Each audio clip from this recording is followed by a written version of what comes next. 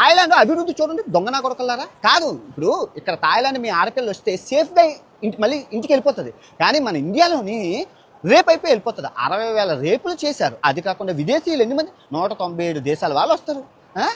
వాళ్ళు మీరు చూడండి, 197 దేశాల వాళ్ళు థాయిలాండ్కి వచ్చి సేఫ్గా వెళ్తున్నారు. మన ఇండియా జర్మన్ అమ్మాయి వచ్చింది, రేపు చేశారు. బ్రెజిల్ అమ్మాయి వచ్చింది, రేపు చేశారు. ఇజ్రాయెల్ అమ్మాయి వచ్చింది, రేపు. ఏ అమ్మాయి వస్తే ఫారినర్స్ని రేపు చేయడమే, మనుషుల్ని రేపు చేయడమే, కుక్కల్ని ఆవుల్ని గేదెల్ని రేపులు చేసుకుంటూ ఉంటే మళ్ళీ నేను సీతమ్మని అన్న, అరే తప్పు అయిపోయింది క్షమించరా అంటే మీరు రేపులు చేసుకుంటూ ఆడదానికి స్వేచ్ఛ లేకుండా చేసి ఇలాగా ఉంటే ఇక దేశం ఇంకెక్కడికి వెళ్ళిపోతుంది.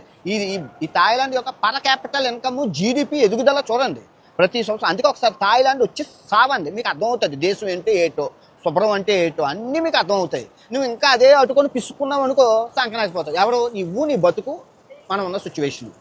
తెలాబ్లో నేను వీడియోలు చేస్తూనే ఉంటాను, నువ్వు కమెంట్లు ఎట్టలేక చచ్చిపోవాలి. అలా ఒకటి పెడతావు, నేను రోజు ఒక 5 వీడియోలు చేస్తాను, 10 రోజులు చేస్తాను, 100 రోజులు చేస్తాను, నేను సంవత్సరం అంతా చేస్తాను, తెలాబ్లో చేస్తూనే ఉంటాను. నీకు పిచ్చెక్కిపోవాలి.